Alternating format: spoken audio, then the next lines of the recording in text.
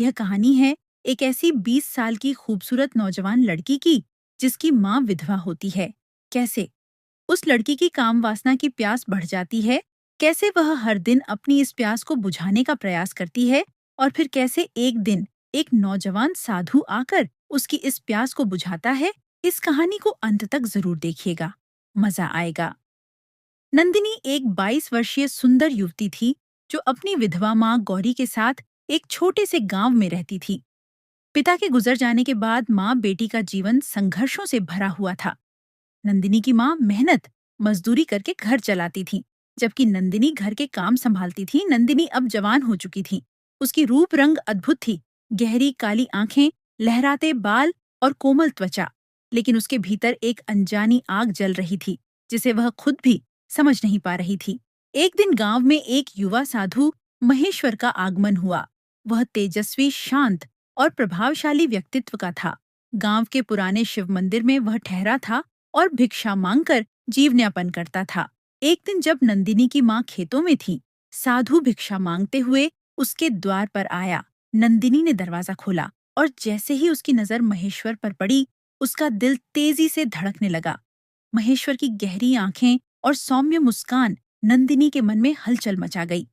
उसने कांपते हाथों से भिक्षा दी, लेकिन उसकी नजरें बार बार सा पर टिक जाती। साधु ने बिना किसी मुंह के भिक्षा ली और चला गया, लेकिन नंदिनी का मन वहीं अटक गया था। उस रात नंदिनी ने पहली बार किसी पुरुष के बारे में इतना सोचा। उसका दिल बेचैन था और उसका शरीर अजीब सी हलचल महसूस कर रहा था। उसके अंदर एक अलग ही प्रेम की ज्वाला भग लगी। अगले दिन नंदिनी ने बहाना बनाया कि वह बीमार है और खेतों पर नहीं जा सकती। माँ चली गई और नंदिनी मंदिर पहुंच गई। वहां उसने ईश्वर को पूजा करते हुए देखा। वह बस दूर खड़ी उसे देखती रही।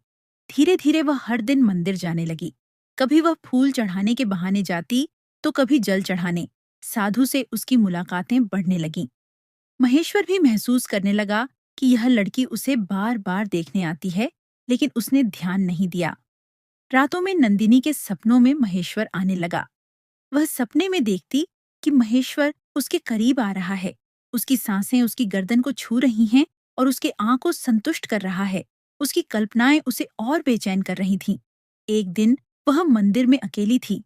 महेश्वर पूजा समाप्त कर रहा था। जैसे ही वह बाहर निकला, नंदिनी ने उसका रास्ता रोक लिया।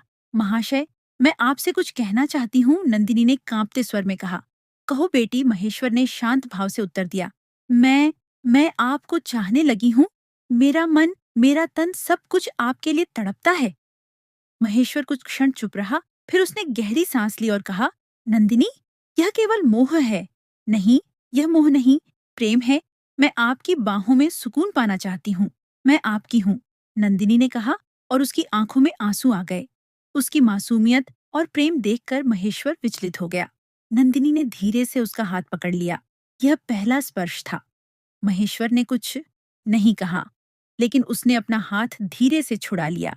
तुम्हारा मन भटक रहा है नंदिनी, प्रेम त्याग में है, बंधन में नहीं, कहकर वह मंदिर के अंदर चला गया।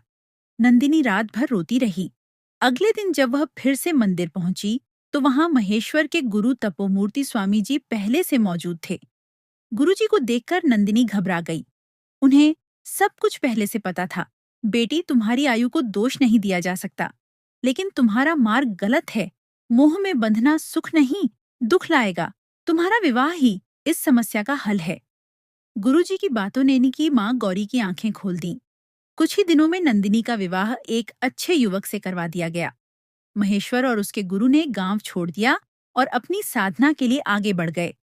नंदिनी अब अपने नए जीवन में खुश थी। यह कहानी हमें यह सिखाती है कि मोह और प्रेम में बहुत अंतर है। सच्चा प्रेम वही है जो आत्मा को शांति और उन्नति की ओर ले जाए। इच्छाओं को नियंत्रित रखना ही असली तपस्या है। सच्चा प्रेम आत्मा को मुक्त करता है, बंधन में नहीं डालता। अब समय हो गया है आपसे इजाजत लेने का। आशा करता हूँ कि आपसे अगली वीडियो में जरूर मुलाकात होगी। जय श्री कृष्ण। राधे राधे। जय।